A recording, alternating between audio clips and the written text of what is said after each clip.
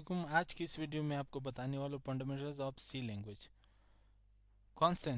Constants are the quantities whose values do not change during the execution of a program and it is up two types. अब constant की जो है वो दो types होते हैं, एक न्यूमेरिक कांस्टेंट है और एक कैरेक्टर कांस्टेंट है। Numeric constant are those constants which can be mathematically operated. Example addition, subtraction, multiplication, etc. अब it is also consists of two types. अब न्यूमेरिक कांस्टेंट की दो टाइप्स होते हैं, एक इंटीजर कांस्टेंट है और एक फ्लोट पॉइंट इंटीजर है। Integer constant which do not have a decimal point in it. It represents values that are counted like the number of students in class. Example 456.78 is an invalid integer because integer does not have decimal point in it. Similarly, 4,325 is also invalid integer constant because integer does not have comma in it. A float point integer which include decimal point in it.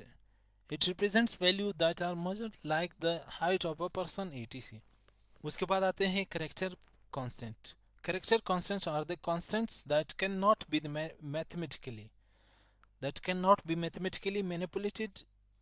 It is further subdivided into two types. अब दो जो है types में divide किया है, एक character है और एक स्ट्रिंग है। अब कैरेक्टर क्या, a type of data having a single length and must be enclosed within a single inverted commas.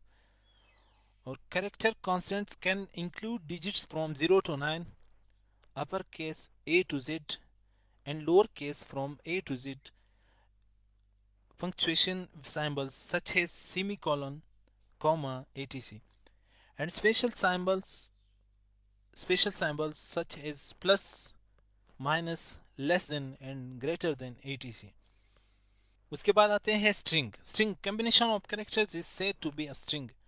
It is a type of data having variable length and must be enclosed with double inverted commas fields like name, father name, address, etc.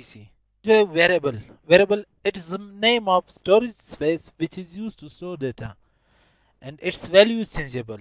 Okay. It always contains last value stored to it and it is always declared with data type. Variable declaration. अब variable कैसे declare करते हैं, सबसे पहले आता है int जो कि डेटा टाइप है और रोल नंबर इंटीजर वैल्यू में आता है, एंड उसके बाद फ्लोट जो है वो भी डेटा टाइप है, उसके मार्क्स कैरेक्टर जो है वो भी डेटा टाइप है। Here roll number is a variable of type integer and marks is a variable of type float and grade is a variable of type char. उसके बाद आते हैं वेरिएबल इनिशियलाइजेशन. अब वेरिएबल को कैसे इनिशियलाइज करते हैं, so integer number is equal to 2.201 semicolon, जो कि लास्ट में सेमीकोलन जो है वो लाजमी है. Float marks is equal to 85.6 semicolon और 4 grade is equal to A. अब उसके बाद आते हैं रूल्स हैं जो कि डिक्लेयर करते हैं वेरिएबल को जब डिक्लेयर करते हैं तो उसके भी कुछ रूल्स होते हैं. सो इंपॉर्टेंट रूल्स क्या हैं, the first letter of variable should be alphabet और अंडरस्कोर. अब वेरिएबल की जो पहला वर्ड है वो लेटर है वो अल्फाबेट है होना चाहिए और या अंडरस्कोर होना चाहिए. उसके बाद the first letter of variable should not be digit, जो कि डिजिट नहीं होना चाहिए, फर्स्ट लेटर जो है वो डिजिट नहीं होना चाहिए. अब तो first character it may be combination of alphabets and digits. उसके बाद आते हैं blank space are not allowed in variable name. अब variable name should not be a keyword. variable name जो है वो keyword नहीं होना चाहिए. उसके बाद आते हैं format specifier. format specifier क्या है, अब %i and %d use for integer value, जो कि integer value के लिए इस्तेमाल करते हैं. उसके बाद आते हैं %u use for unsigned integer and %f used for floating point value, %hid used for long integer and %lf used for long double. उसके बाद आते हैं %s used for string.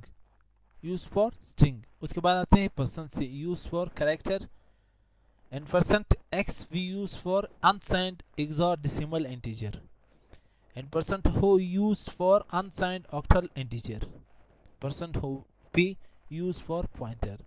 Escape sequence. Escape sequence are the codes used to specify certain actions such as new line or to print certain characters like double quotes. The combination backslash and the character followed by it's known as an escape sequence. अब उसमें आते हैं slash A. A stands for alert or alarm, and slash B stands for backspace, cursor to move one space back. उसके बाद आते हैं slash F. Slash F stands for form paid, leaves one blank paper on the printer attached with computer while printing. उसके बाद आते हैं slash N stand for new line, it moves the cursor to the beginning of next line. उसके बाद आते हैं slash R, moves the cursor to the beginning of the line. And slash T stands for tab, cursor to move one tab forward.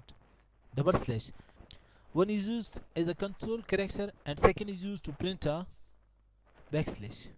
Slash single inverted comma, this escape sequence is used to print a single quotation mark. उसके बाद आते हैं slash double quotation mark, this double quotes, this escape sequence is used to print double quotation mark. Video अगर पसंद आई तो like and share करें.